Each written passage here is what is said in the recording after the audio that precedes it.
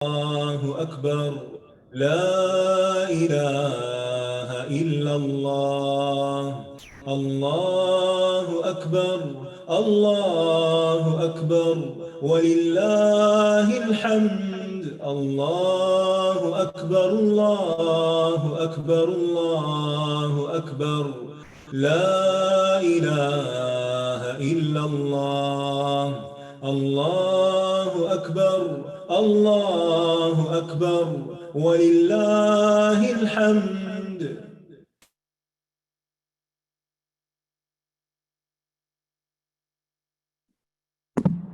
السلام علیکم ورحمۃ اللہ وبرکاتہ.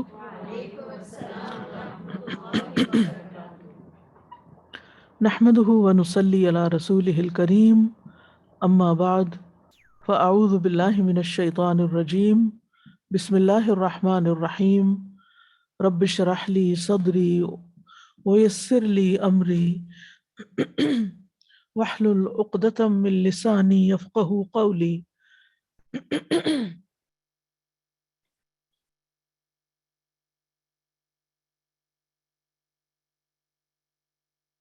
آج ہم انشاءاللہ سورۃ الاحزاب کی آیت نمبر 23 سے شروع کریں گے تفسیر. من المؤمنین رجال صدقوا ما عاهدوا الله عليه فمنهم من قضى نحبه ومنهم من ينتظر وما بدلوا تبدیلا. مومنوں میں سے کچھ وہ لوگ ہیں جنہوں نے وہ عہد سچا کر دیا جو انہوں نے اللہ سے کیا تھا، تو کوئی ان میں سے وہ ہے جو اپنی نظر پوری کر چکا ہے، اور کوئی ان میں سے وہ ہے جو موقع کا منتظر ہے، اور انہوں نے قطعاً کوئی تبدیلی نہیں کی.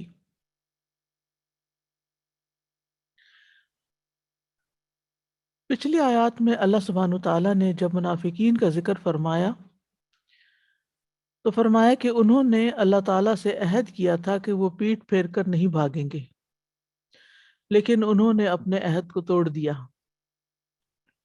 تو اللہ سبحانہ وتعالیٰ نے اہل ایمان کا ذکر فرمایا کہ انہوں نے اللہ سے کیا ہوا عہد پورا کر دیا، اور فرمایا کہ مومنوں میں سے کچھ ایسے لوگ بھی تھے جنہوں نے اللہ کے ساتھ اپنے وعدے کو پورا کیا. من المؤمنین رجال صدقوا ما عاہدوا اللہ علیہ، یعنی جو کمٹمنٹ کی نبھائی، تکلیفوں اور مصیبتوں پر صبر کیا اور جنگ کے موقع پر ثابت قدم رہے. بعض نے اپنی مانی ہوئی نظروں کو پورا کیا، اللہ کے راستے میں شہید ہوئے اور اپنی وفاداری کا ثبوت دے گئے. ان میں سے کچھ لوگ دو بھلائیوں میں سے ایک کے منتظر ہیں، یا دشمن پر فتح چاہتے ہیں یا شہادت کا اعزاز حاصل کرنا چاہتے ہیں، اور انہوں نے اللہ سے کیے ہوئے وعدے کو تبدیل نہیں کیا، نہ اس کو توڑا نہ اس کو بدلا، جیسا کہ منافقین نے کیا. تو مجموعی طور پر اس آیت کا خلاصہ کیا بنتا ہے کہ مومن، سچا مومن وہی ہوتا ہے جو اپنے عہد کو پورا کرتا ہے، اپنی کمٹمنٹ نبھاتا ہے، جو کام شروع کرتا ہے اس کو پورا کرتا ہے. اور یہی چیز ہمیں اپنی عبادات میں بھی سکھائی گئی ہے. مثلاً اگر کوئی شخص روزہ رکھتا ہے تو پھر حکم کیا ہے کہ اس کو پورا کرے، الا یہ کہ کوئی ایسا حادثہ ہو، کوئی ایسی بیماری آ جائے کہ اس کی جان کا خطرہ ہو تو پھر اور بات ہے، لیکن چھوٹی موٹی ریزن سے اس کو توڑ نہیں سکتے. اسی طرح نماز شروع کر لی، چاہے نفل نماز شروع کی ہے، لیکن اگر آپ شروع کر چکے ہیں تو پھر اس کے بعد آپ کو اسے پورا کرنا ہوگا. عمرہ شروع کر چکے ہیں، عمرہ ایک نفل عبادت ہے، لیکن اگر آپ نے شروع کر لیا تو پھر آپ کو اسے پورا کرنا ہے، حج کو پورا کرنا ہے. وَأَتِمُّ الْحَجَّ وَالْعُمْرَةَ لِلَّهِ. تو کسی بھی کام کی خوبی اور حسن یہی ہوتی ہے کہ اس کو جب شروع کر لے انسان تو پھر اس کو پورا کرے، اس کو نبھائے، اس کو بیچ میں چھوڑ کر نہ جائے، اس کے ساتھ لاپرواہی کا مظاہرہ نہ کرے. کیونکہ جو کام اللہ کے لیے کیا جاتا ہے، اللہ کے لیے کرنے کا ایک تقاضا یہ بھی ہے کہ اس کام کو بحسن خوبی سر انجام دیا جائے، اپنے انجام تک پہنچایا جائے۔ تو یہاں اللہ سبحانہ تعالیٰ ایسے ہی لوگوں کی تعریف کر رہے ہیں، ایمان والوں کی، کیونکہ جس شخص کا عہد نہیں اس کا ایمان، لا ایمان لمن لا امانت له ولا دین لمن لا عہد له۔ تو دیندار ہونے کا تقاضا یہی ہے کہ انسان وعدوں کو پورا کرے۔ تو من المؤمنین رجال، ایسے ہی ایمان والوں میں رجال ہیں۔ کون سے رجال ہیں؟ خاص طور پر اشارہ ہے انس بن نضر کی طرف، حضرت عثمان بن عفان کی طرف، طلحہ بن عبید اللہ کی طرف، سعید بن زید کی طرف۔ یہ لوگ جنگ بدر میں شریک نہ ہو سکے تھے کچھ وجوہات کی بنا پر، اور ویسے بھی جنگ بدر میں سب کے لیے شریک ہونا لازم نہ تھا۔ تو اس وقت انہیں بہت افسوس ہوا کہ ہم ایک بڑی خیر سے محروم رہ گئے، کیونکہ بدر والوں کی تو پھر بہت بعد میں ایک مقام تھا اور عزت تھی۔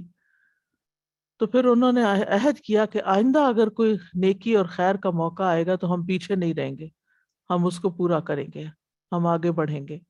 تو صدقو، انہوں نے سچا کر دیا،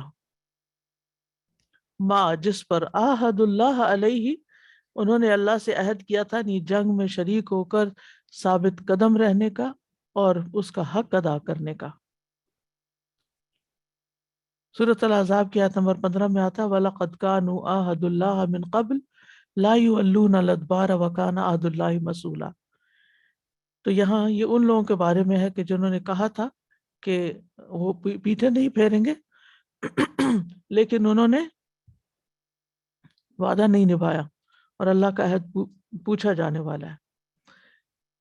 بات یہ ہے کہ عمومی طور پر تو اللہ سبحانہ تعالیٰ نے سب اہل ایمان سے ایک عہد لے رکھا ہے کہ وہ اللہ کی اطاعت کریں گے۔ جو شخص بھی ایمان لاتا ہے وہ خود بخود اللہ سبحانہ تعالیٰ کے ساتھ ایک عہد میں بندھ جاتا ہے۔ اس کا ذکر سورۃ التوبہ کی آیت نمبر 111 میں بھی ہوتا ہے، 110 ہے میرا خیال۔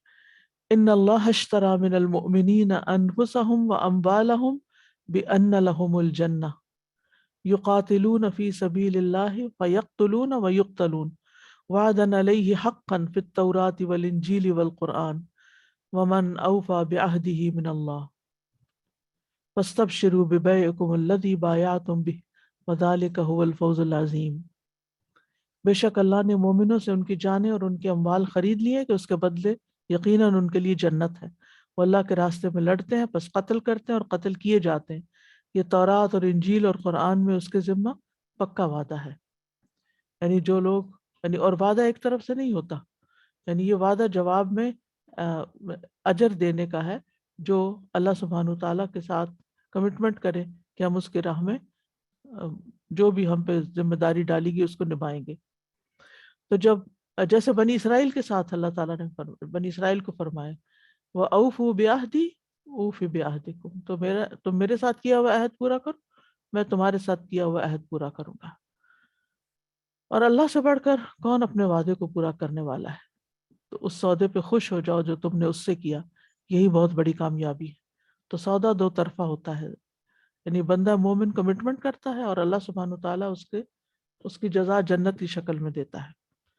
پھر اللہ سبحانہ تعالیٰ مزید آگے تعریف فرماتے ہیں فَمِنْهُمْ مَنْ قَضَى نَحْبَهُ وَمِنْهُمْ مَنْ يَنْتَظِرُ۔ فَمِنْهُمْ تو ان میں سے من قضا، جس نے پوری کر دی، یعنی مشکل میں صبر سے کام لیا اور اپنی کمٹمنٹ نبھائی۔ نحبہ، نحب کا مطلب ہے نظر، یعنی کہ میں اللہ کی راہ میں جان دے دوں گا، تو انہوں نے اپنی جان تک بھی دے دی۔ نحب اصل میں کہتے ہیں کسی ایسے کام کو پورا کرنے کی پابندی عائد کرنا اپنے اوپر جس کا اس نے عہد کر رکھا ہو۔ اور قضاء کا مطلب ہوتا ہے پورا کر کے فارغ ہو جانا۔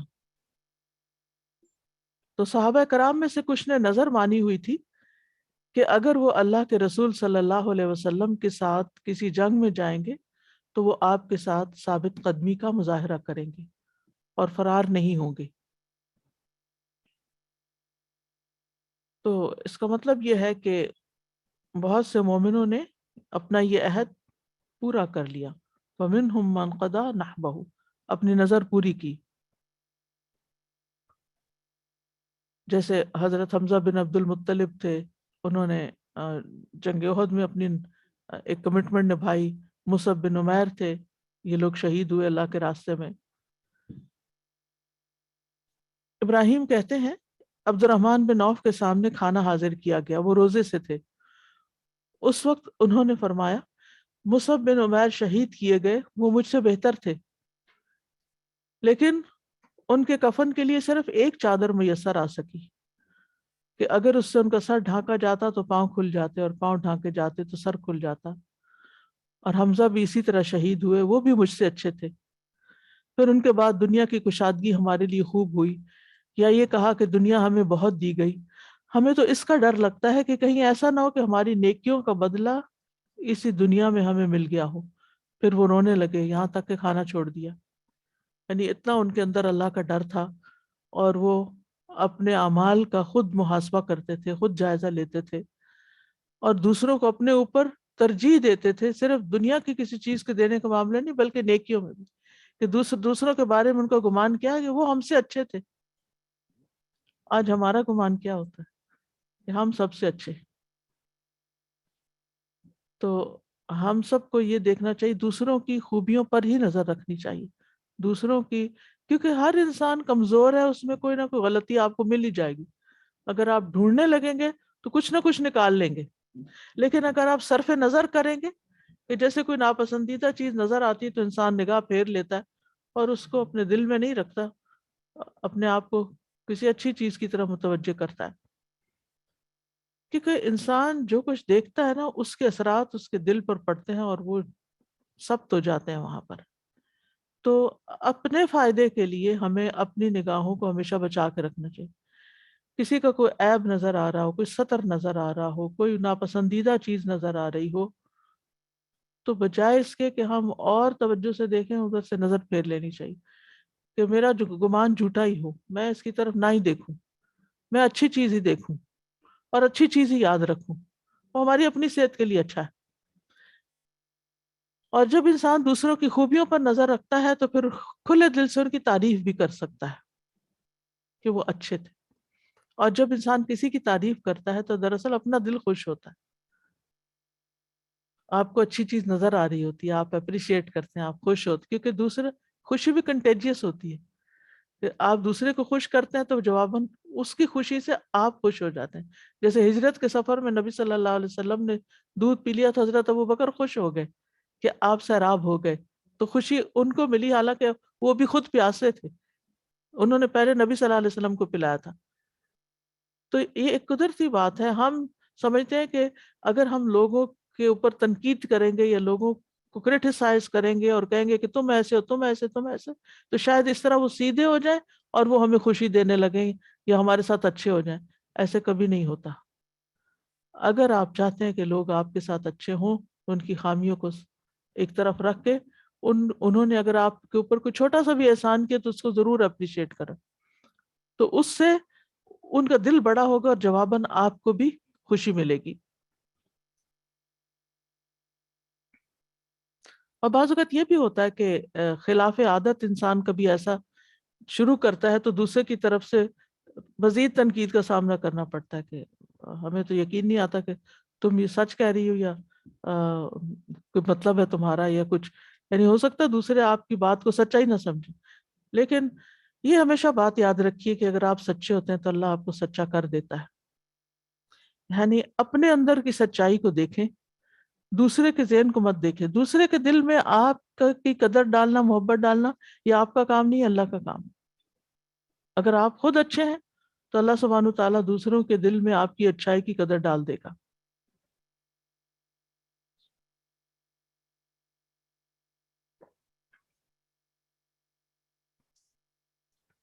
اسی طرح حضرت انس کہتے ہیں کہ میرے چچا انس بن نضر بدر کی لڑائی میں حاضر نہ ہو سکے تو انہوں نے عرض کیا، یا رسول اللہ، میں پہلی لڑائی ہی سے غائب رہا جو آپ نے مشرکین کے خلاف لڑی، لیکن اگر اب اللہ نے مجھے مشرکین کے خلاف کسی لڑائی میں حاضر ہونے کا موقع دیا تو اللہ ضرور دیکھ لے گا کہ میں کیا کرتا ہوں۔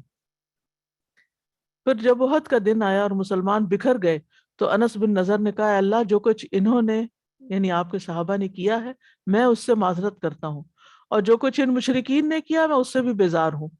پھر وہ آگے بڑھے تو سعد بن معاذ رضی اللہ عنہ سے ملے۔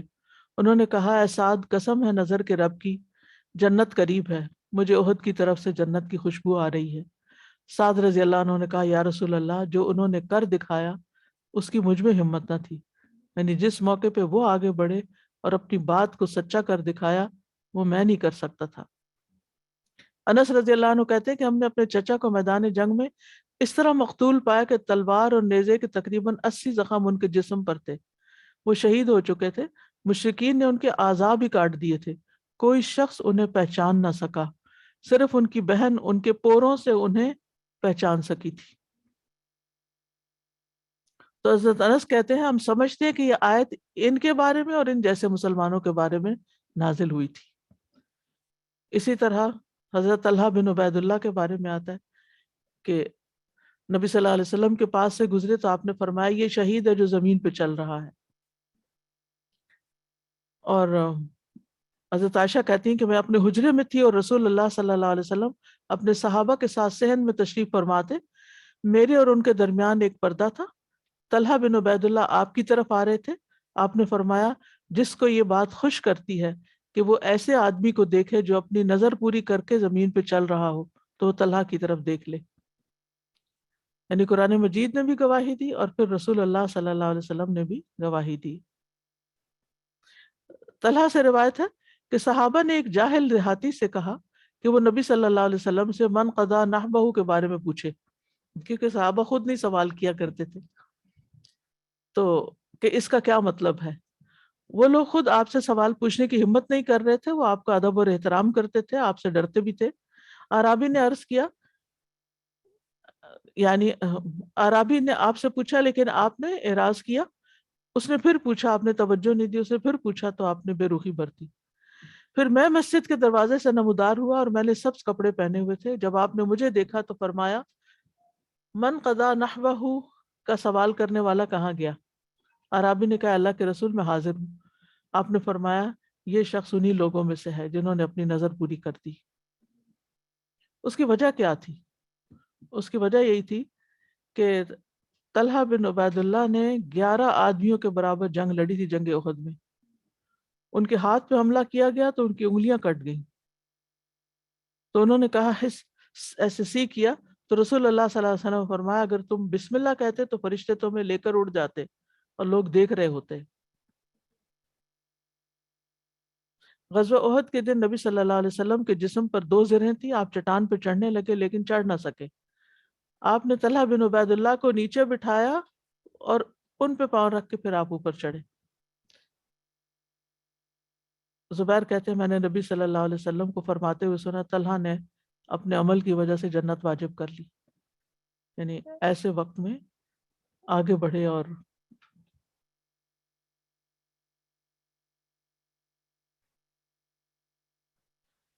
یعنی جنگ احد میں آپ جانتے ہیں کہ انصار کے ایک نہیں کئی ایک کے بعد ایک آتے رہے اور وہ سب شہید ہوتے رہے آپ کے دفاع میں، حتیٰ کہ پھر طلحہ اور نبی صلی اللہ علیہ وسلم باقی رہ گئے۔ پھر فرمایا، وَمِنْهُمْ مَن يَنْتَظِرُ، اور ان میں سے کچھ منتظر ہیں، کس بات کے؟ کہ کب موقع آئے اور ہم اپنی جان کی قربانی پیش کریں۔ یہ بات کیوں کی گئی؟ اس لیے کہ کوئی یہ نہ سمجھے کہ بس جو شہید ہو چکے انہوں نے اپنی نظر پوری کی اور باقی اپنے عہد کے سچے نہیں۔ فرمایا یہ بھی عہد کے سچے ہیں کہ جو انتظار کر رہے ہیں اور سچے دل سے کر رہے ہیں۔ اب وہی بات ہے نا کہ اگر آپ سچے ہیں تو اللہ آپ کو سچا کر دے گا۔ ان کے دل میں سچ تھا نا، تو اللہ سبحانہ تعالیٰ نے ان کا ذکر کر دیا کہ کچھ انتظار کر رہے ہیں، یعنی کچھ تو جا چکے دنیا سے، شہید کر دیے گئے، اور کچھ اپنی یعنی کچھ لوگوں نے مانی ہوئی نظر کو پورا کر دیا اور کچھ ابھی منتظر ہیں۔ تو نحب سے مراد موت بھی ہو سکتی ہے اور نحب سے مراد عہد بھی ہو سکتا ہے۔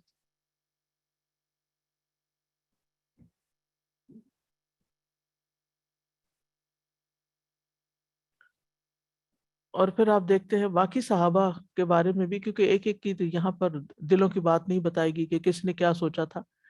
خالد بن ولید کے بارے میں آپ کو جانتے ہیں کہ جب ان کی وفات کا وقت آیا تو بہت غم اور افسوس کا اظہار کر رہے تھے کہ انہوں نے اتنے غزوات میں شرکت کی، اتنی جنگوں میں شریک ہوئے، لیکن وہ شہید نہیں ہوئے، حالانکہ وہ کیا چاہتے تھے کہ وہ اللہ کے راستے میں شہید ہوں۔ تو اگر ان کی طلب سچی تھی تو بستر پر موت آ کے بھی انہیں شہادت کی سعادت نصیب ہوئی۔ اور حضرت عمر رضی اللہ عنہ شہادت کی دعا کیا کرتے تھے، اللہم ارزقنی شہادتا فی سبیلک وجعل موتی فی بلد رسولک صلی اللہ علیہ وسلم، اے اللہ مجھے اپنے رستے میں شہادت عطا کر اور میری موت اپنے رسول کے شہر میں مقدر کر دے۔ اب اگر دیکھنے کو آپ دیکھیں کہ کوئی چانس پہ نظر نہیں آتا کہ آپ شہر کے اندر بھی ہوں اور پھر شہادت بھی ہو اور وہ مدینہ میں ہو، لیکن اللہ سبحانہ وتعالیٰ نے ان کی دعا قبول کر لی۔ وما بدلوا تبدیلا، سبحان اللہ، یہ بڑی اہم بات ہے کہ انہوں نے اپنی بات کو بدلا نہیں، اپنی کمٹمنٹ میں کوئی چینج نہیں کیا۔ ہم بعض اوقات کسی چیز سے متاثر ہو کے، کسی شوق سے، کسی جوش جذبے سے آ کے کسی نیک کام کی کمٹمنٹ کر لیتے ہیں کہ ہاں ہم یہ کریں گے، لیکن پھر کیا ہوتا ہے؟ پھر مائنڈ چینج کر لیتے ہیں، کسی اور کی بات سنی تو اس کی باتوں میں لگ گئے، اپنا مائنڈ چینج کر لیا، کچھ تو کوئی سختی آئی زندگی میں، کوئی مشکل آئی، کوئی اونچ نیچ آئی، بھول بھلا گئے سب کچھ، یا دنیا نے پھسلا لیا، اپنا رخ پلٹ لیا، تو وہ سارے جذبے ختم ہو گئے۔ لیکن یہ وہ لوگ ہیں وما بدلوا تبدیلا، انہوں نے کوئی تبدیلی نہیں کی، یعنی تاکید کے ساتھ، یعنی کسی قسم کی، اور تبدیلا جو ہے یہ تصغیر کے ساتھ، سوری تنوین کے ساتھ ہے، تو یعنی کچھ بھی نہیں بدلا، ذرا سا بھی نہیں بدلا تصغیر کے لیے نا، یعنی اپنا ارادہ تبدیل نہیں کیا جیسے منافقین نے کیا تھا، یا ثابت قدمی کا جو عہد کیا وہ فرار ہو کے توڑا نہیں۔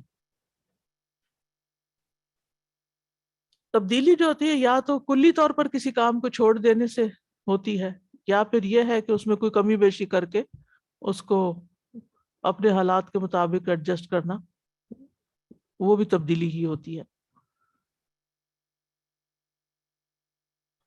تو اس آیت سے اہل ایمان کا بھی پتہ چل رہا ہے کہ اہل ایمان کون ہے، جو اپنے عہد پورے کرتے ہیں، اپنی بات کے سچے ہوتے ہیں، اپنی جان مال اللہ کے راستے میں لگانے کے لیے سچے ہوتے ہیں، وعدوں کو اچھی طرح پورا کرنے والوں کی تعریف کی گئی ہے یہاں۔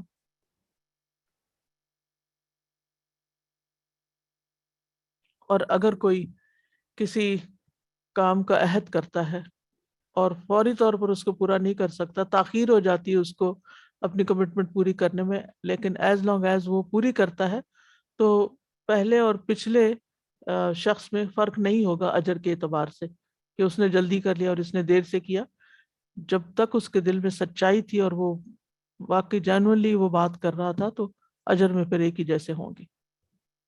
آپ میں سے کوئی کچھ کہنا چاہتا ہے تو کہہ لیجیے۔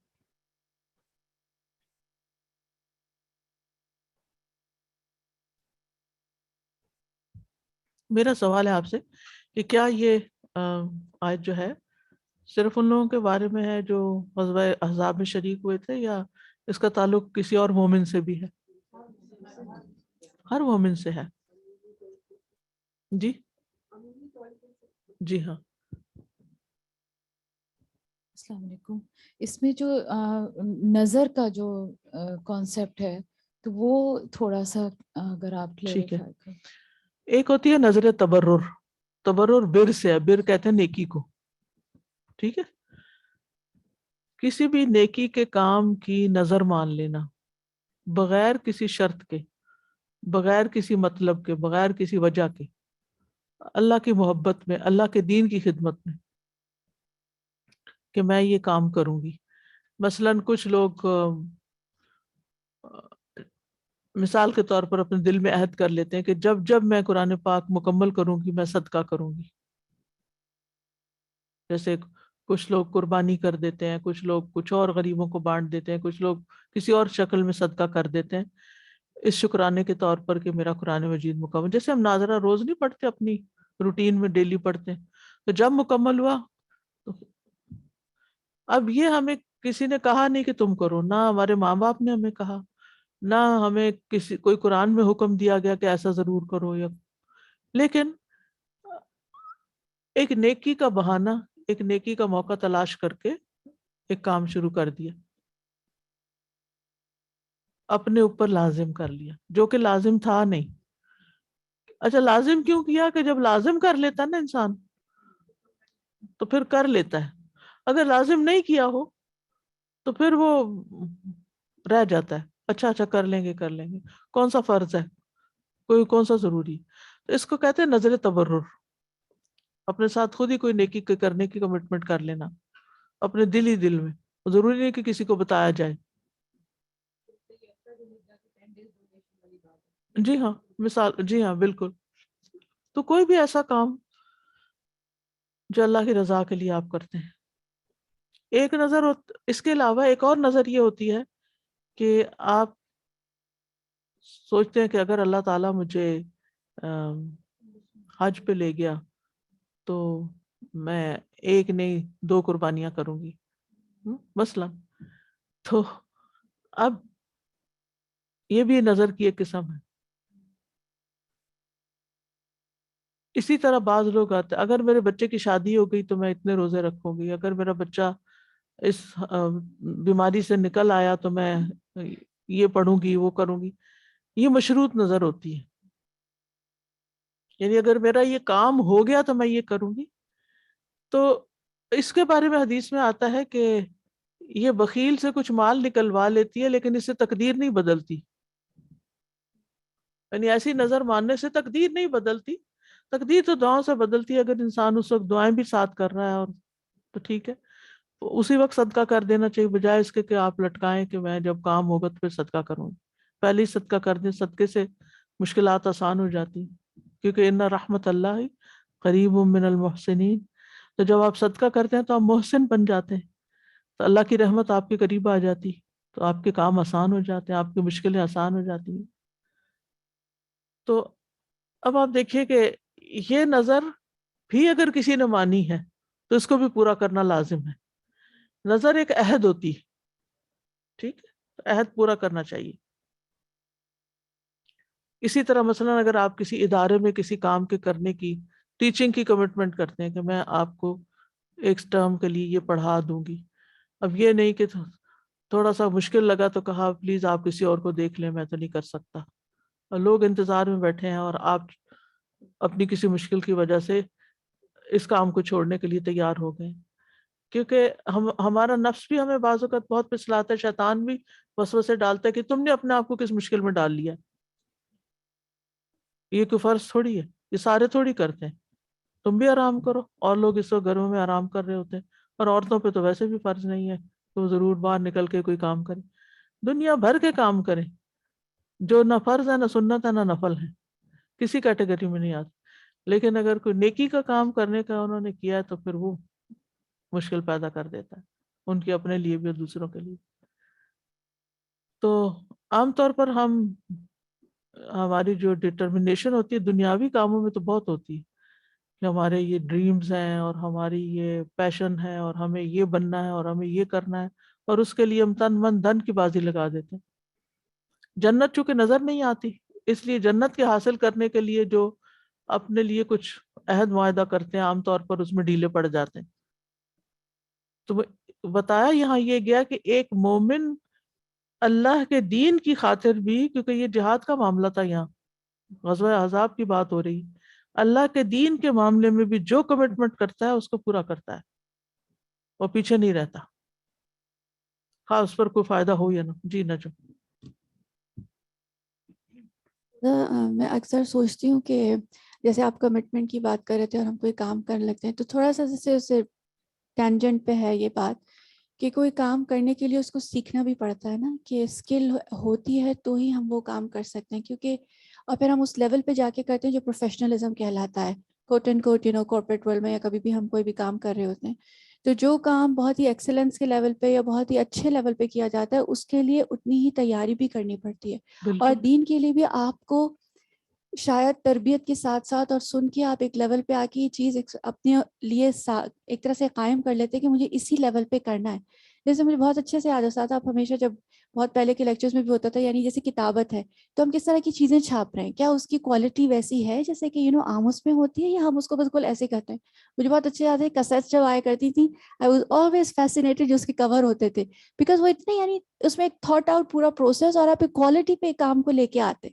تو دس ہول آئیڈیا کہ آپ پروفیشنلزم کے کتنے لیول پہ جا کے دین کا بھی کام کرنا چاہتے ہیں، کیونکہ کمٹمنٹ تو کی ہے لیکن پھر کس نیچر پہ بھی کام کرنا ہے. And we all have to be, اللہ تعالیٰ ہم سب کو اس لیول کو اچیو کرنے کی توفیق دیں کہ اسکل بھی ایکوائر کریں، اپنے آپ کو کھپائیں واقعی میں، اور اس کو استعمال بھی کریں اس میں. بالکل. نیکسٹ. ليجزي الله الصادقين بصدقهم ويعذب المنافقين إن شاء أو يتوب عليهم إن الله كان غفورا رحيما. تاکہ اللہ سچوں کو ان کی سچائی کا بدلہ دے، اور اگر وہ چاہے تو منافقوں کو عذاب دے یا ان پر مہربان ہو جائے. بے شک اللہ بہت بخشنے والا، نہایت رحم کرنے والا ہے. غزوہ احزاب کے کانٹیکس میں بات ہو رہی ہے. یہ غزوہ اللہ تعالیٰ کی طرف سے ایک امتحان بھی تھا، تاکہ خبیث اور طیب میں تمیز ہو جائے اور اچھے اور برے کا حال سب پہ کھل جائے. پھر اللہ تعالیٰ سچوں کو ان کی سچائی کا بدلہ دے اور منافقوں کو ان کے جھوٹ اور عہد شکنی پر سزا دے، یا پھر انہیں توبہ کی بھی توفیق دے اور ان کی غلطیوں کو معاف کر دے، کیونکہ اللہ تعالیٰ بندوں کی خطائیں معاف کرنے والا ہے، غفور الرحیم ہے، اور اس کی رحمت اس کے غضب پر حاوی ہے. تو فرمایا لیجزی اللہ الصادقین بصدقہم، تاکہ جزا دے اللہ سچوں کو ان کی سچائی کی. تو اس سے پتہ چلتا ہے کہ سچائی کی اپنی ایک جزا ہے.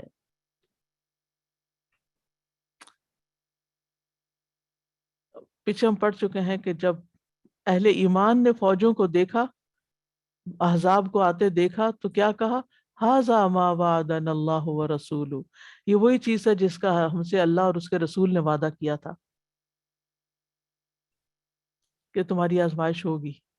تو وہ وقت آ گیا، وہ اس کے لیے پریپیئرڈ تھے مینٹلی کہ امتحان تو آنا ہے، اور وہ آ چکا ہے. اب ہم کیا کرتے ہیں؟ تو انہوں نے اپنے رویے کی اصلاح کر لی، ثابت قدم رہے اور اس میں کوئی تبدیلی نہیں کی. اور عمومی طور پر بھی قرآن مجید میں آپ دیکھیں کئی جگہ پر یہ بات آتی ہے کہ ہم ضرور آزمائیں گے، وَلَنَبْلُوَنَّكُمْ بِشَيْءٍ مِّنَ الْخَوْفِ وَالْجُوعِ وغیرہ.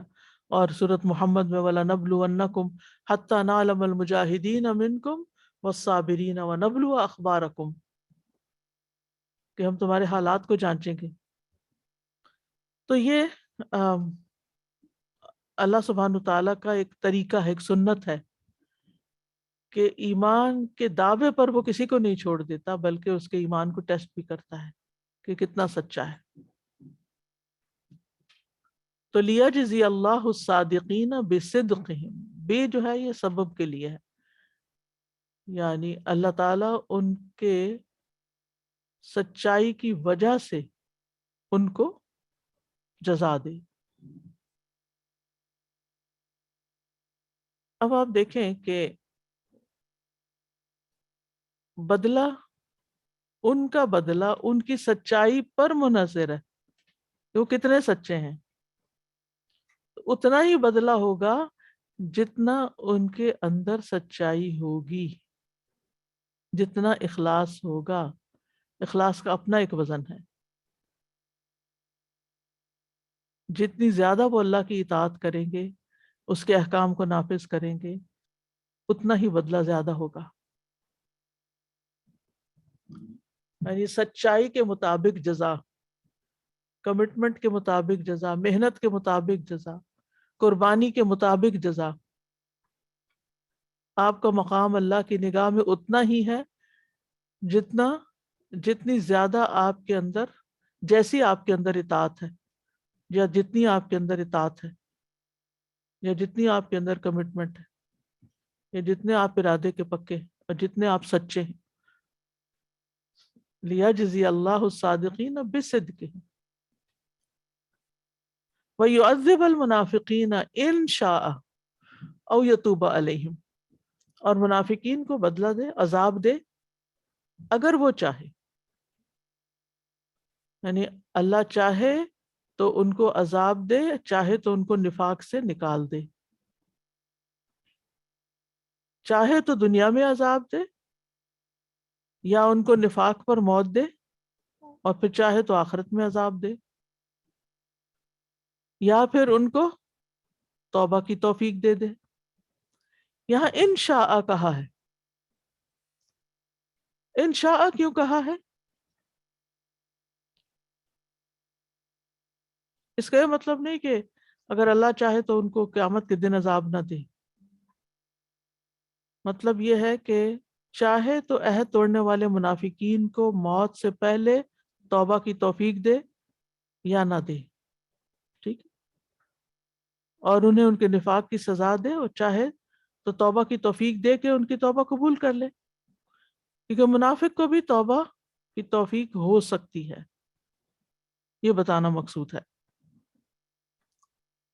کیونکہ سورۃ النساء میں آتا ہے نا، ان المنافقین فی الدرک الاسفل من النار ولن تجد لهم نصیرا الا الذین تابوا واصلحوا واعتصموا باللہ واخلصوا دینہم للہ فاولئک مع المؤمنین. بے شک منافق آگ کے سب سے نچلے درجے میں ہوں گے، تو اور تو ان کا کوئی ہرگز مددگار نہ پائے گا سوائے ان کے جنہوں نے توبہ کر لی. تو وہ توبہ کر لی تو نفاق سے نکل آئے، اصلاح کر لی، اللہ کو مضبوطی سے تھام لیا، اپنے دین کو اللہ کے لیے خالص کر لیا، تو یہی لوگ مومنوں کے ساتھ ہیں. بے شک اللہ تعالیٰ غفور الرحیم، ان اللہ کان غفور الرحیم. یعنی توبہ کی صورت میں بخشنے والا ہے، توبہ کی طرف رہنمائی کرنے والا ہے، توبہ سے پہلے ہونے والی کوتاہیوں کو معاف کرنے والا ہے، اور بعد میں بھی مہربانی کر کے استقامت عطا کرنے والا ہے. تو بنیادی طور پر یہاں منافقین کو توبہ کی ترغیب دی گئی ہے. یعنی اللہ تعالیٰ تمہیں سزا ہی نہیں دینا چاہتا، وہ چاہتا ہے کہ تم اپنی اصلاح کر لو.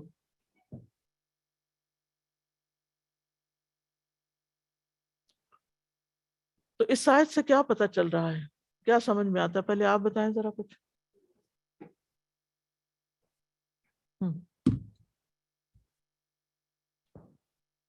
کیا بات سمجھ آتی ہے اس آیت سے؟ اس آیت سے یہ بات سمجھ آتی ہے کہ اللہ تعالیٰ کی توفیق سے ہی سب کچھ ہوتا ہے، اور اللہ کی حکمت ہے. اللہ تعالیٰ چاہے تو ہمیں توبہ کی توفیق دے دے، اور چاہے تو ہمیں موت سے پہلے وہ راستہ دکھا دے. اور منافق کو بھی اللہ پہلی تعالیٰ، بات تو یہ پتہ چلتی ہے اگر آیت شروع سے اگر آپ دیکھیں کہ جو سچائی قابل تعریف ہے اور قابل ثواب عمل ہے، یعنی سچائی کی تعریف کی گئی ہے، یہاں سچا ہونے کا فائدہ بتایا گیا ہے، ٹھیک ہے. اور یہ کہ سچا شخص کبھی ناکام نہیں ہوتا، سچائی کبھی نہیں، یعنی کہ سچائی کبھی ختم نہیں ہوتی، جھوٹ کے پاؤں نہیں، سچائی اپنی جگہ قائم رہتی ہے، ٹھیک ہے. اور سچائی کا انجام بھی بہتر ہوتا ہے. یعنی یہ شاید سے یہ بات پتہ چل رہی ہے. جیسے غزوہ تبوک میں جو صحابہ پیچھے رہ گئے تھے تو ان کے ساتھ منافقین بھی کئی پیچھے تھے، تو دونوں کے ساتھ کیا معاملہ کیا گیا یاد ہے؟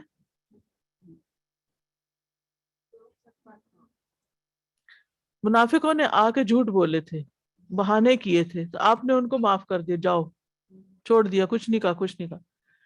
جو 3 صحابہ تھے انہوں نے نبی صلی اللہ علیہ وسلم کے سامنے آ کر سچ بولا، اس سچ کی ان کو کیا سزا تو نہیں کہنا چاہیے، اس کا نتیجہ کیا سامنے آیا کہ ان کو 50 دن کے لیے ان سے بائیکاٹ کر لیا گیا. اب دیکھنے والا تو بظاہر دیکھے تو کیا فیصلہ کرے گا کہ جنہوں نے جھوٹ بولا وہ کامیاب رہے، اور جنہوں نے سچ بولا وہ پکڑے گئے اور 50 دن تک مصیبت اٹھائی. کتنی تکلیف کے اتنا سوشل بائیکاٹ تھا، کوئی بندہ ان سے بات نہیں کرتا تھا، زمین ان پہ تنگ ہو گئی تھی، حتی ضاقت علیہم الارض بما رحبت. لیکن پھر 50 دن کے بعد کیا ہوا؟ ان کی توبہ قبول ہو گئی، ان کا درجہ بلند ہو گیا، اور جو منافقین تھے وہ خسارے میں پڑ گئے. تو جھوٹ بول کر وقتی طور پر انسان اچھا بن جاتا ہے، اور سچائی بعض اوقات وقتی طور پر بڑی مصیبت لاتی ہے. لیکن دیکھنا، عقل مند ہمیشہ اینڈ کو دیکھتا ہے، انجام کس کا اچھا ہے، کل کیا ہونے والا ہے، اور پھر اس پہ قائم رہتا ہے.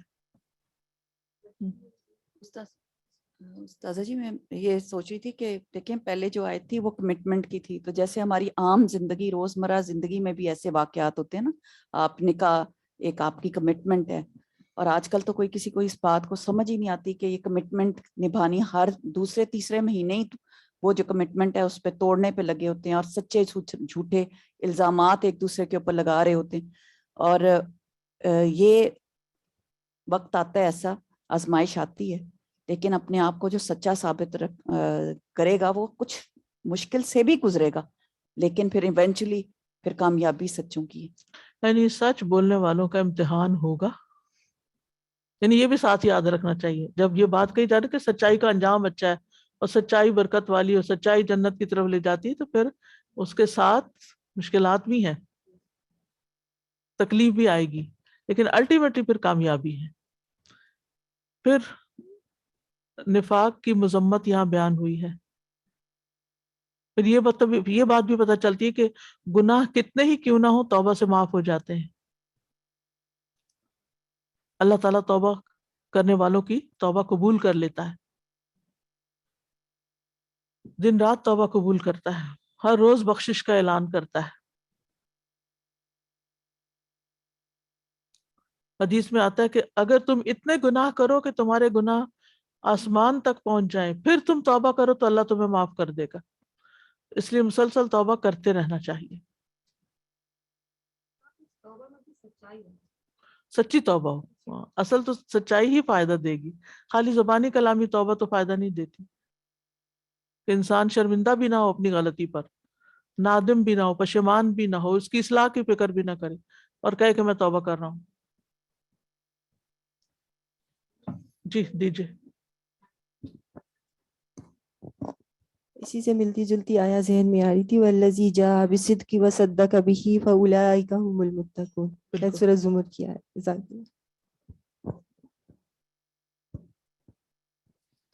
سازا میں سوچ رہی تھی کہ اللہ تعالیٰ کتنے رحیم و کریم ہیں، کہ آپ سوچیں کہ منافقین جو ہیں وہ سب سے نچلے درجے میں ہوں گے، اور اللہ تعالیٰ ان کو بھی توبہ کی ترغیب دے رہے ہیں. اسی طرح سورہ بروج بھی میرے دماغ میں آ رہی تھی کہ جب وہ ڈال رہے تھے اہل ایمان کو آگ کے گڑھوں میں، اور اس پہ بھی اللہ سبحانہ تعالیٰ ان کو جو ہے وہ دعوت ایمانی دے رہے ہیں اور توبہ کی نصیحت کر رہے ہیں.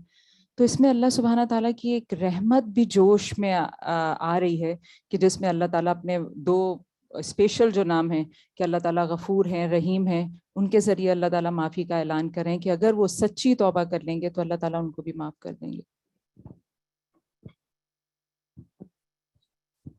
السلام علیکم. میرے ذہن میں یہ آ رہا تھا کہ جب ہم سچائی کی بات کریں تو جیسے اندر سے اپنے آپ سے سچا ہونا بھی بہت ضروری ہے. ایک تو سچائی ہے جو کہ کسی معاملے میں ہم کسی کے سامنے کہیں، لیکن اور اس معاملے تک پہنچنے کے لیے اپنے آپ کو جاننا اور اپنے آپ کو پرکھنا، اور پھر اندر سے اپنے آپ سے سچا ہونا. اور نفاق کا بھی غالباً یہی معاملہ ہے کہ اپنے آپ سے جب ہم آنےسٹ نہیں اندر سے، تو پھر وہ دوسروں کے ساتھ بھی معاملہ صحیح نہیں ہے. اور جب ہماری نیت اچھی ہے، ہم اپنے آپ سے سچے ہیں، تو پھر باقی معاملات میں بھی سہولت آ جاتی. نیکسٹ آیا. ورد الله الذين كفروا بغيظهم لم ينالوا خيرا وكفى الله المؤمنين القتال وكان الله قويا عزيزا. اور اللہ نے ان لوگوں کو جنہوں نے کفر کیا ان کے غصے کے ساتھ پھیر دیا، انہوں نے کوئی بھلائی نہیں پائی، اور اللہ اس جنگ میں خود ہی مومنوں کو کافی ہو گیا، اور اللہ بہت قوت والا، بہت زبردست ہے۔ اس آیت میں غزوہ احزاب کا انجام بتایا گیا ہے کہ کافروں کے لشکر جس ارادے سے آئے تھے انہیں اس میں کوئی کامیابی نہیں ہوئی، نہ وہ مسلمانوں کو مٹا سکے، نہ مدینہ فتح کر سکے، نہ مال غنیمت حاصل ہوا، نہ کوئی قیدی پکڑ سکے۔ وہ جس طرح غصے سے بھرے ہوئے آئے تھے، اسی طرح انہیں غصے میں بھرے ہوئے ناکام و نامراد واپس جانا پڑا، اور مسلمانوں کو لڑنے کی بھی ضرورت نہیں پڑی۔ اللہ تعالیٰ خود ہی اور فرشتوں کے ذریعے مومنوں کی طرف سے ان کا مقابلہ کرنے کے لیے کافی تھا۔ اور اللہ تعالیٰ تو قوی ہے، جس کو کوئی مغلوب نہیں کر سکتا، اس کو کوئی شکست نہیں دے سکتا، اور وہ زبردست ہے، غالب ہے، اپنی بادشاہت اور سلطنت میں طاقتور ہے۔ فرمایا وَرَدَّ اللَّهُ الَّذِينَ كَفَرُوا بِغَيْظِهِمْ، رد کرنا، ریجیکٹ کرنا، نامراد کر کے پیٹ کے پل واپس لوٹا دینا، مردود بھی اسی سے ہوتا ہے۔ الذین کفروا، اس سے مراد وہ لوگ ہیں جو قریش کے کہنے پر اور دیگر قبائل جمع ہو کے آئے تھے۔ بغیظہم یعنی غیظ و غضب سے بھرے ہوئے تھے، غیظ کے ساتھ، یعنی غیظ و غضب کے ساتھ۔ لم ینالوا خیرا، خیر کا مطلب ہے بھلائی، یعنی کامیاب نہ ہوئے۔ ان کے منصوبے تو ان کے بہت بڑے تھے، وہ تو اس ارادے سے آئے تھے کہ بس اب سارے مل کے آخری قوت زور لگائیں۔ آپ دیکھیں کہ بعض اوقات ایسا ہوتا ہے نا کہ آپ کی گاڑی چلنے سے انکار کر دیتی ہے، تو پھر دو لوگ دھکا لگاتے ہیں، وہ نہیں چلتی۔ یہاں تو خیر شاید آپ نے اسے سین نہ دیکھے ہوں، لیکن بیک ہوم اکثر یہ نظارے نظر آتے ہیں۔ پھر دو نہیں چار مل کے ایک ہجوم دھکا لگاتا ہے، گاڑی سٹارٹ ہو جاتی۔ تو بس اسی طرح کا منظر سمجھیں کہ سارے قبائل اکٹھے ہو کے آئے تھے مدینہ کے اوپر حملہ کرنے کے، بس اب تو کام تمام ہی کر دینا، یہ روز روز کا مسئلہ ہی حل ہو جائے۔ اکیلے قریش تو لڑ نہیں پا رہے، تو اوروں کو بھی ساتھ ملا لیتے۔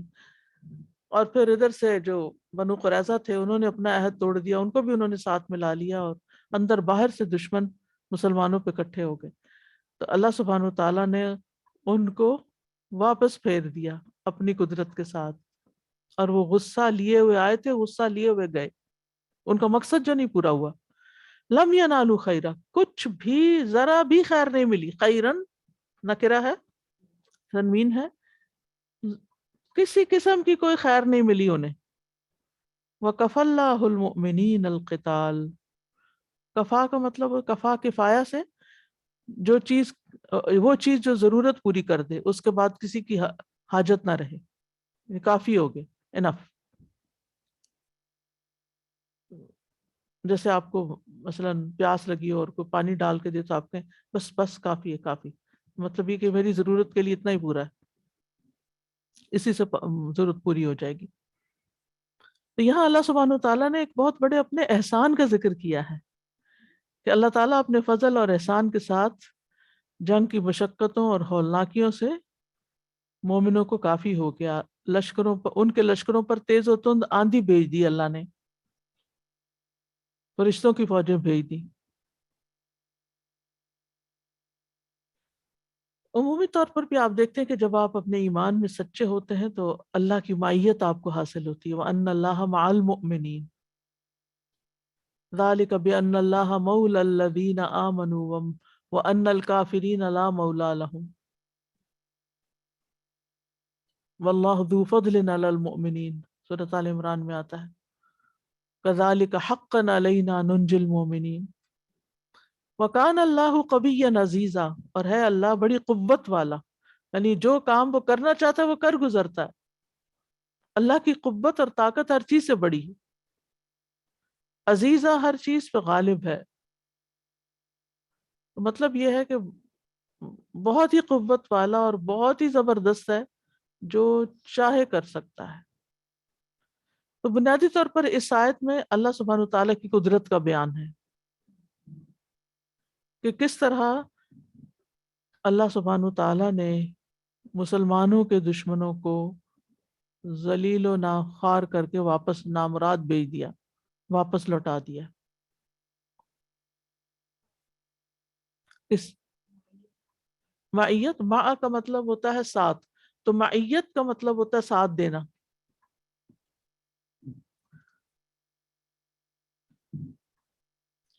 تو یہاں پر اللہ تعالیٰ کے ایک بہت بڑے احسان کا ذکر ہوا ہے اصل میں. بالکل. اور اسی وجہ سے نبی صلی اللہ علیہ وسلم اس واقعے کو مختلف مقامات پر یاد کرتے نظر آتے ہیں. لا الہ الا اللہ وحدہ انجز وعدہ ونصر عبدہ وہزم الاحزاب وحدہ. کہاں کہاں پڑھتے ہیں یہ دعا؟ جی، اس موقع پر بھی پڑھی گئی، اور پھر صفا مروہ کے درمیان صحیح کرتے ہوئے صفا پہاڑی پہ 3 دفعہ آپ پڑھتے تھے یہ دعا. اور پھر اسی طرح مروہ پہ پہنچ کر، اور پھر جب حج سے فارغ ہو کر واپس جانے لگی. یہ کوئی معمولی فتح نہیں تھی، کیونکہ اس جنگ میں اگرچہ مسلمانوں نے اپنے دفاع کے لیے خندق کھودی، 1 مہینے تک اپنے گھروں کو چھوڑ کر وہاں پر محاذ پر رہے، اور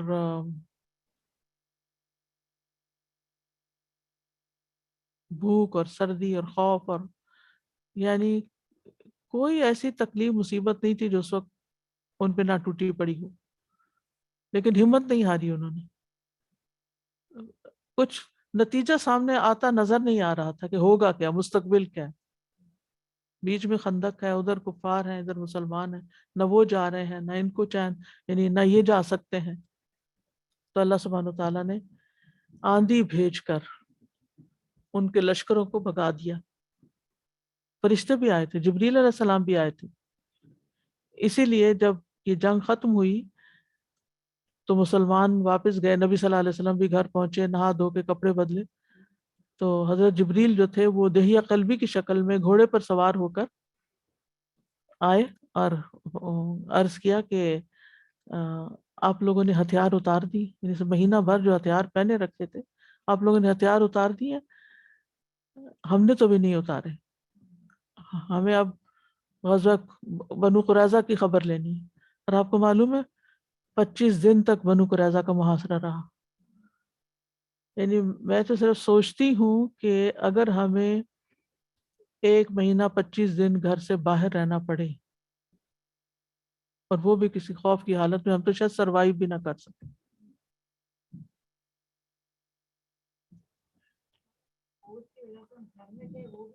ہاں گھر میں تھے، ہر عیش و عشرت حاصل تھی، آرام آرام آرام میں، وہ آرام بھی تکلیف دہ ہو گیا. خوف کہ پتہ نہیں کیا ہوگا. یعنی ابھی وہ واپس آئے ہیں، ابھی ہتھیار اتارے نہیں، تو کہا ہتھیار کیوں اتار دیے، تو ابھی آگے جانا ہے. صرف سچے مومن ہی جا سکتے ہیں ایسی جگہوں پر.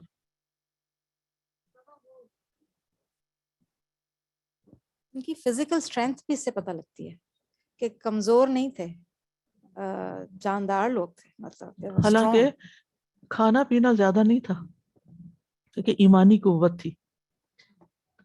جب ایمانی قوت ہوتی ہے نا تو آپ فزیکلی بھی آپ کی اسٹرینتھ بڑھ جاتی ہے پھر، کیونکہ اس کا تعلق سوچ کے ساتھ بھی ہوتا ہے نا انسان کی.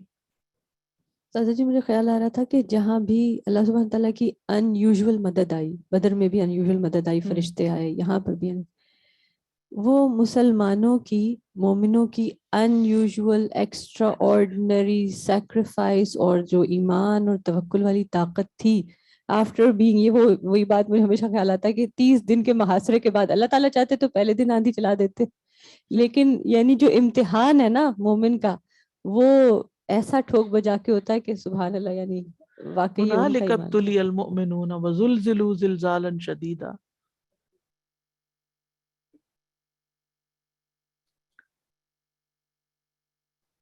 اور پھر یہ اس بات پر بھی ایمان پختہ ہوتا ہے کہ اللہ کے اذن کے بغیر کوئی آپ کو نقصان نہیں دے سکتا.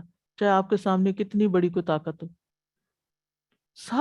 سارا عرب اکٹھا ہو گیا تھا آپ کے خلاف لیکن کچھ نہیں بگاڑ سکا. موت سامنے کھڑی تھی. نبی صلی اللہ علیہ وسلم نے بھی فرمایا جان رکھو اگر ساری دنیا مل کر بھی تمہیں نفع پہنچانا چاہے تو تمہیں نفع نہیں پہنچا سکتی سوائے اس کے جو اللہ نے تمہارے لیے لکھ دیا, اور اگر وہ سارے مل کر بھی تمہیں نقصان پہنچانا چاہیں تو تمہیں نقصان نہیں پہنچا سکتے سوائے اس کے جو اللہ نے تمہارے لیے لکھ دیا. نیکسٹ ہے وأنزل الذين ظاهروهم من أهل الكتاب من صياصيهم وقذف في قلوبهم الرعب فريقا تقتلون وتأسرون فريقا. اور اہل کتاب میں سے جنہوں نے ان مشرکوں کی مدد کی تھی اللہ انہیں بھی ان کے قلعوں سے اتار لایا اور ان کے دلوں میں رعب ڈال دیا. ان کے ایک گروہ کو تم قتل کر رہے تھے اور ایک گروہ کو تم قید کر رہے تھے. آپ جانتے ہیں کہ غزوہ احزاب کے موقع پر یہود بنی قریظہ نے مسلمانوں سے خیانت کی تھی. نبی صلی اللہ علیہ وسلم جب مدینہ تشریف لے گئے تھے تو آپ نے یہود کے 3 قبائل جو وہاں تھے ان کے ساتھ ایک معاہدہ کیا تھا جس کو میثاق مدینہ کہا جاتا ہے.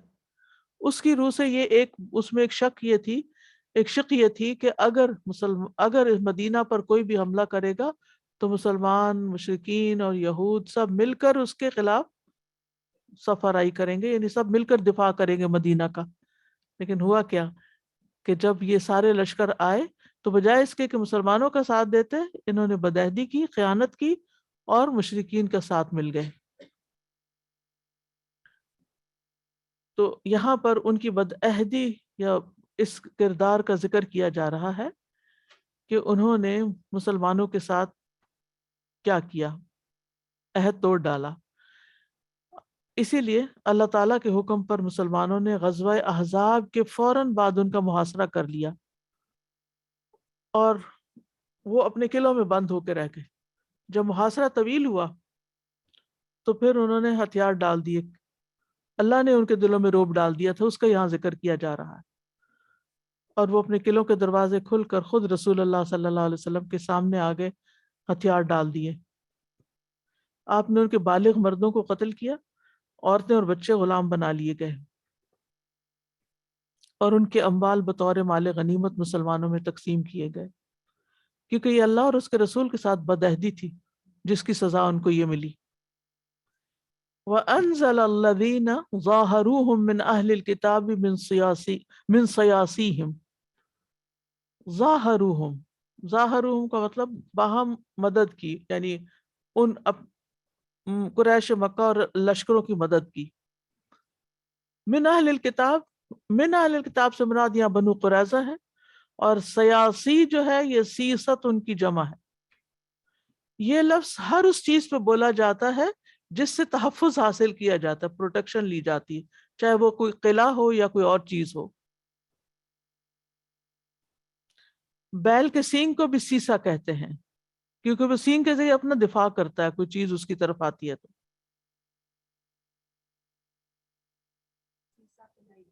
وہ سین سے ہے, وہ دھات ہے.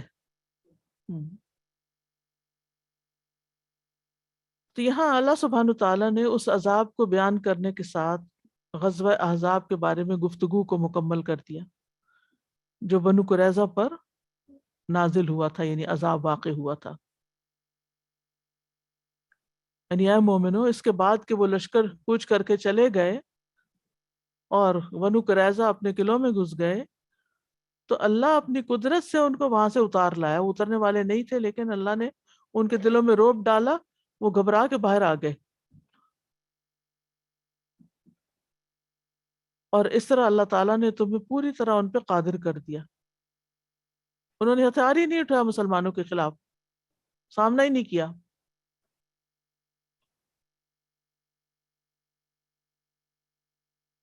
حضرت عائشہ کہتی ہیں کہ جب رسول اللہ صلی اللہ علیہ وسلم غزوہ احزاب سے واپس آئے اور اسلحہ اتار کر غسل خانے میں داخل ہوئے تاکہ غسل کر لیں تو جبریل علیہ السلام حاضر ہوئے اور عرض کیا آپ نے اسلحہ بھی رکھ دیا؟ ہم نے تو ابھی تک اپنے ہتھیار نہیں اتارے.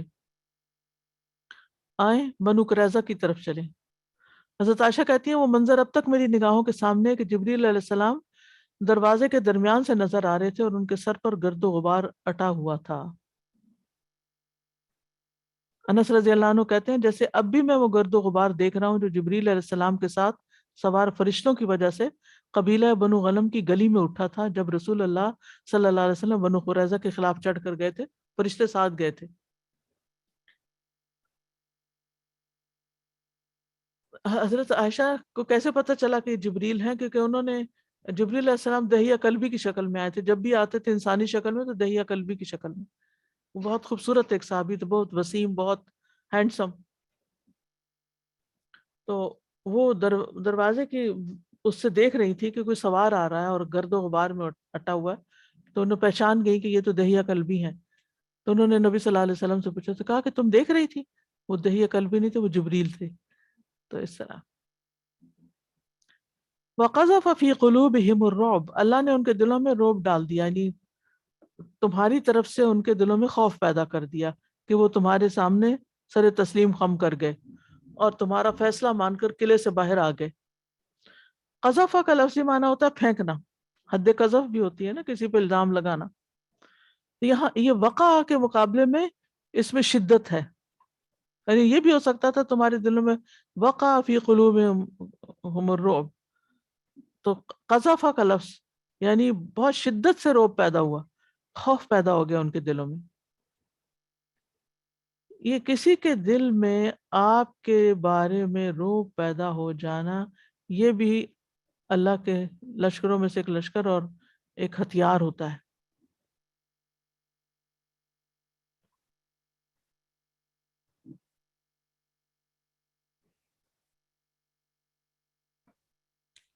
اصل میں خوف سے زیادہ سخت کوئی ہتھیار نہیں جو دشمن کو ہلاک کرتا ہے. اگر آپ اپنے دشمن سے ڈر گئے ہیں نا تو ہلاک ہونے کے لیے ہی کافی ہے.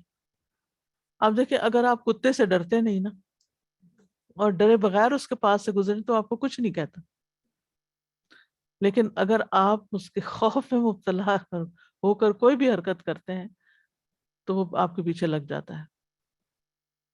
اسی لیے ہمیشہ یہی بتاتے ہیں کہ ایسی چیز کے پاس آرام سے گزر جاؤ. جی, وہ کہتے ہیں کہ انسان کے اندر سے کچھ ایسی دماغ سے ریز نکلتی ہیں کہ وہ کتے کو جا کے ہاں تو کچھ چیزیں ایسی ہیں نا زندگی میں جن کو دیکھ کے ہم ایک دم ڈر جاتے ہیں نا بس, حالانکہ وہ چاہے کچھ کریں یا نہ کریں. تو رعب کا دشمن کے دل میں آپ کا رعب پڑ جائے, یہ ایک شدید ہتھیار ہے, ایک بہت بڑا ہتھیار ہے. نبی صلی اللہ علیہ وسلم کی رعب کے ساتھ مدد کی گئی تھی. حدیث میں آتا ہے اعطیت خمسا لم یعطہن احد قبلی, 5 چیزیں مجھے ایسی دی گئی جو مجھ سے پہلے کسی کو نہیں دی گئی. نصرت بالرعب مسیرۃ شہر, مجھے 1 مہینے کی مسافت پر بذریعہ رعب مدد دی گئی ہے کہ دشمن 1 مہینہ کی مسافت پہ دور ہو وہاں بھی ڈرتا مجھ سے.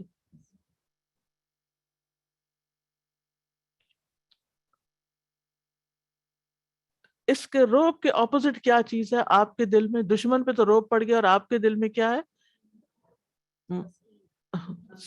دل کا مضبوط ہونا, دل کی مضبوطی, اطمینان قلب, سکینت. اس کی وجہ سے انسان پھر ثابت قدم رہتا ہے. جب دشمن سے ڈرتا نہیں تو پھر کیا ہوتا ہے؟ ڈٹ کے رہتا ہے, فارمنس رہتی, ثبات, بالکل ثبات ہوتا ہے. اسی لیے اللہ تعالیٰ فرماتا ہے یا ایھا الذین آمنوا اذا لقیتم فئۃ فاثبتوا واذکروا اللہ کثیرا لعلکم تفلحون. تو ذکر کیا لاتا ہے؟ اطمینان.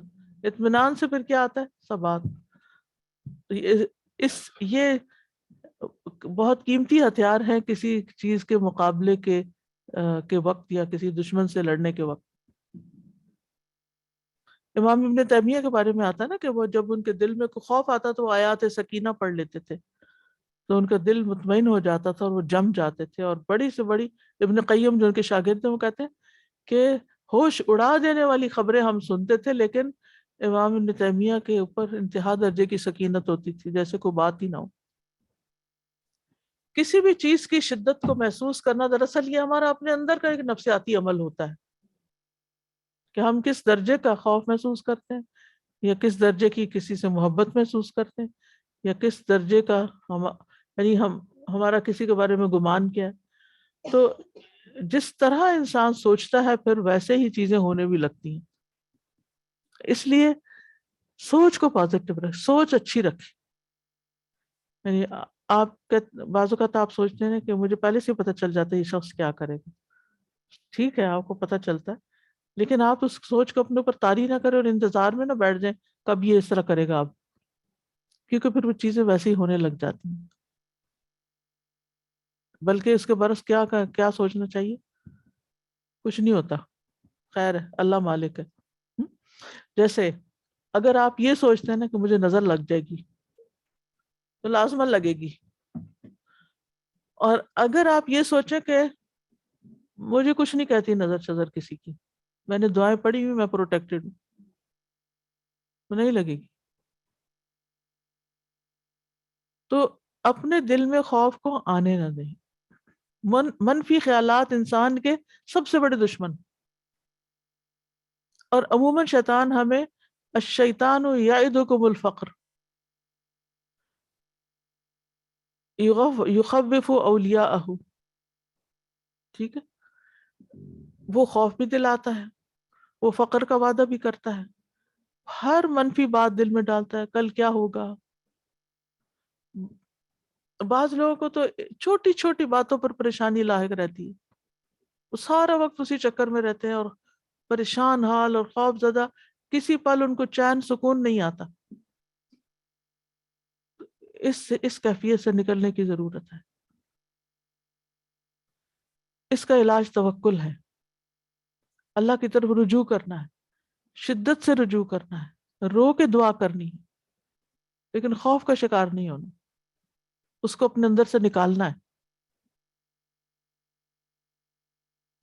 اللہ بندے سے اس کے گمان کے مطابق معاملہ کرتا ہے. بلا تخافوا وخافون، جیسے وہ ایک بوڑھے کو آپ نے دیکھا تھا نا کہ اس کو بخار تھا، تو آپ نے کہا لا باس طہور انشاءاللہ، اس نے کہا نہیں، یہ تو بخار اس بوڑھے کو قبر میں اتارے گا. تو آپ نے کہا اچھا ایسے پر ایسے ہی سے مر گیا.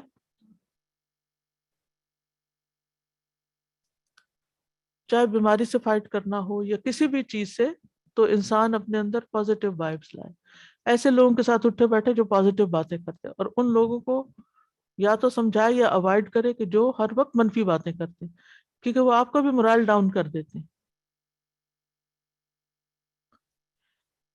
اور اب تو سوشل میڈیا کے زمانے میں مشکل یہ ہو گئی ہے کہ اکثر آپ کے خیر خواہ لوگ آپ کے بارے میں کوئی نہ کوئی آپ کو ایسی خبر، پتہ ہے تمہیں تمہارے بارے میں تمہارے سسرال کیا کہتے ہیں، تمہیں تمہارے بارے میں، اور اگر وہ سسرال سے کا مسئلہ نہیں ہے کوئی اور ہے تو تمہارے تو حاسد ہی بہت ہیں، تم بہت جتنا تم آگے جا رہے ہو تم سے بہت حسد کرنے والے ہیں، اور تمہارے بارے میں اچھا خواب نہیں دیکھا، اور تمہارے یعنی کسی نہ کسی طرح آپ کو پریشان کرنے کی کوشش کریں گے.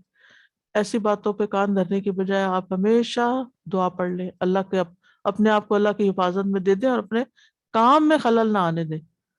جو کر رہے ہیں نا اس میں پیچھے نہ رہیں، تو تھوڑی دیر کے بعد اللہ کے فضل سے آپ کا خیال بھی بڑھ جائے گا. اور یہ دعا پڑھا کریں، اللہم انی اسألک من فضلک ورحمتک فإنہ لا یملکها الا انت. اللہ یہ صرف تو مالک ہے، اور اللہ تعالیٰ اپنا فضل ضرور فرمائے گا. لوگوں کی باتوں سے نہیں ڈریں. فریقا تقتلون وتأسرون فریقا، ایک گروہ کو تم قتل کر رہے تھے اور ایک کو قید کر رہے تھے. یعنی جنگجو جو تھے لڑنے والے ان کو تو قتل کیا گیا، اور بچے اور عورتیں جو تھے ان کو قید کر لیا گیا.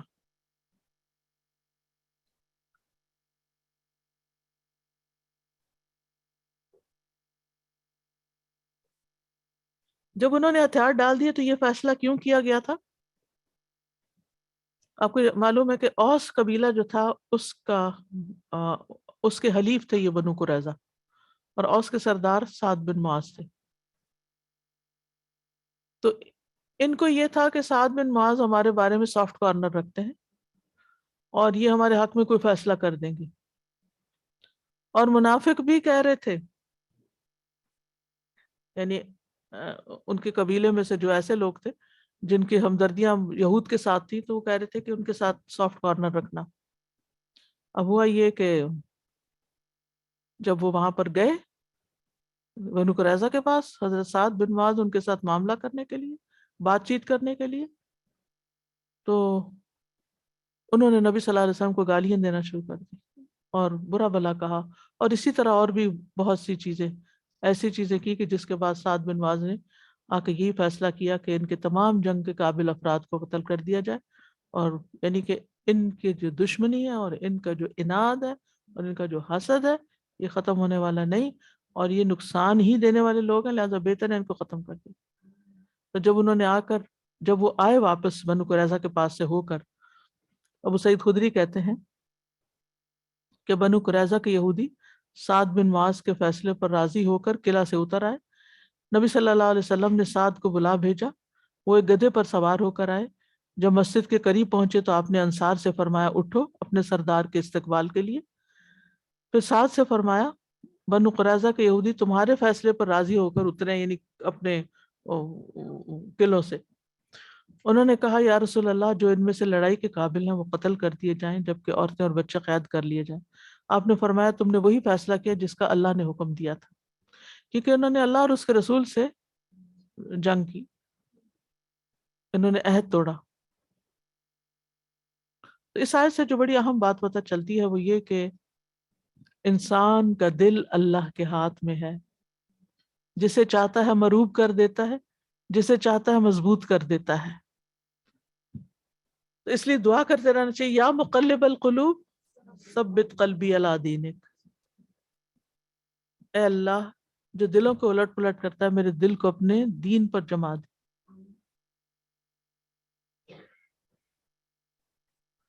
اور یا مصرف القلوب صرف قلبی علی طاعتک، اے دلوں کو پھیرنے والے میرے دل کو اپنے اطاعت پر پھیر دے.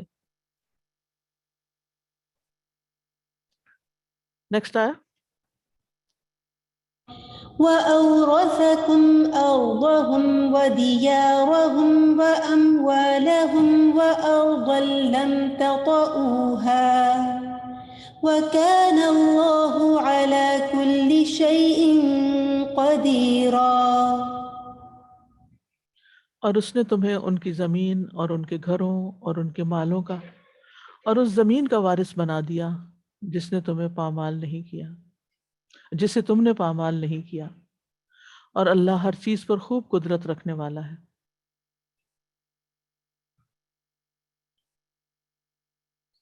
بنو قریظہ کے بارے میں اس فیصلے کے بعد جب ان کے افراد کو وہاں سے نکال دیا گیا اور ختم کر دیا گیا اور غلام بنا لیا گیا، اس کے علاوہ ان کے کھیت، باغات، مکانات، قلعے، مویشی، ہتھیار، درہم و دینار سب کے سب مسلمانوں کے ہاتھ آئے، جو خمس نکال کر باقی مسلمانوں میں تقسیم کر دیے گئے.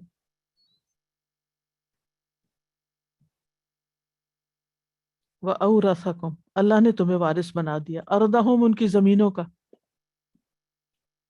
ان کے کھیتوں کا، وَدِيَارَهُمْ اور ان کے قلعوں کا، وَأَمْوَالَهُمْ اور ان کے مالوں کا. مال میں مویشی جانور بھی آتے ہیں، درہم و دینار بھی آتے ہیں، نقدی آتی. وَأَرْضًا لَمْ تَطَئُوهَا اور اس زمین کا مالک بنایا جس پر ابھی تم چلے پھرے نہیں تھے، یعنی تم نے وہاں کوئی جنگ نہیں کی، اپنے گھوڑے نہیں دوڑائے. اور اشارہ ہے خیبر کی زمین کی طرف یا فارس اور روم کی زمین کی طرف، یعنی اللہ نے وہ بھی تمہارے حصے میں لکھ دی ہوئی ہے. مطلب یہ ہے کہ تمہیں اللہ نے ایسی زمین کا مالک بنا دیا جس پر ابھی تمہارے قدم بھی نہیں گئے، جہاں کوئی جنگ بھی نہیں ہوئی ابھی. اس موقع پر اللہ نے مسلمانوں کو بشارت دی آئندہ کی فتوحات اور کامیابیوں کی، جیسا کہ جنگ خندق کے موقع پر جب آپ نے چٹان کے اوپر ہتھوڑا مارا تھا تو اس وقت جو 3 روشنیاں نکلی تھی اور آپ نے خوشخبریاں دی تھی کیسر و کسرا کے محلات کے فتح ہونے کی، تو اس موقع پر اللہ تعالیٰ نے اب بنو قریظہ کے معاملے میں جب بات ہو رہی ہے تو آئندہ کے فتوحات کے بارے میں خوشخبری دی ہے۔ یہ بھی آپ دیکھیں کہ یعنی جہاں کامیابی دی، جہاں خوف دور کیا، جہاں نقصان سے بچایا، جہاں دنیاوی مال عطا کیا، وہاں آئندہ کیا کچھ ملے گا اس کی خوشخبری بھی دے دی گئی۔ نصر من اللہ و فتح قریب وکان اللہ علی کل شیء قدیرا، اور اللہ ہر چیز پر خوب قادر ہے۔ کہنے کا مطلب یہ ہے کہ یہ سب کچھ تمہاری بہادری کی وجہ سے نہیں ہوا یا تمہاری مہارت اور سکلز کی وجہ سے نہیں ہوا، بلکہ محض اللہ کی مدد سے ہوا، اور اللہ تعالیٰ ہمیشہ ہر چیز پر پوری طرح قادر ہے، اس کے لیے کچھ مشکل نہیں۔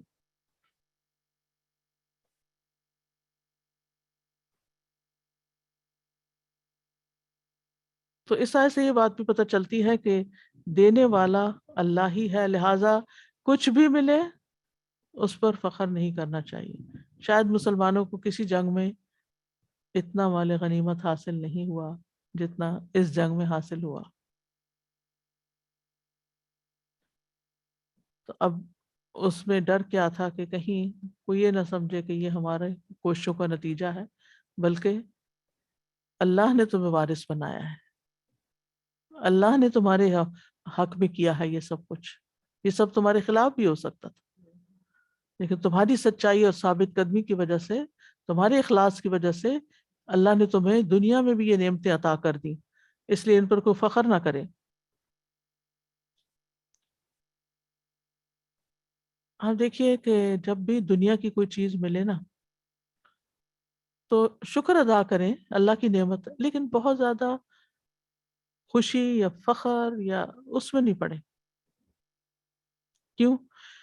مثلاً آپ کو وراثت میں ایک اچھا چنک مل جاتا ہے کسی مال و دولت کا، تو جس اللہ نے کسی کے مال کا آپ کو وارث بنایا نا، وہی اللہ آپ کے اس مال کا وارث کسی اور کو بنائے گا آئندہ، یہ کسی اور کے حصے میں چلا جائے گا۔ تو جو چیز ہمارے پاس ٹھہرنے والی ہی نہیں، اس پہ فخر کس بات کا؟ وہ تو عارضی طور پر، وقتی طور پر ہمارے پاس ہے، جب ملے تو اللہ کا شکر ادا کریں کہ اللہ نے نعمت دی، اچھے سے خوبصورت طریقے سے استعمال کریں اس کو، اس کی قدر کریں، لیکن اس میں دل نہ لگائیں اور اس کو اپنی بڑائی اور اپنی شان کا ذریعہ نہ بنائیں، کیونکہ یہ ہماری ہے نہیں اصل میں، صرف ایک سرٹن پیریڈ آف ٹائم کے لیے ہمارے پاس ہے، پھر اس نے آگے چلے جانا۔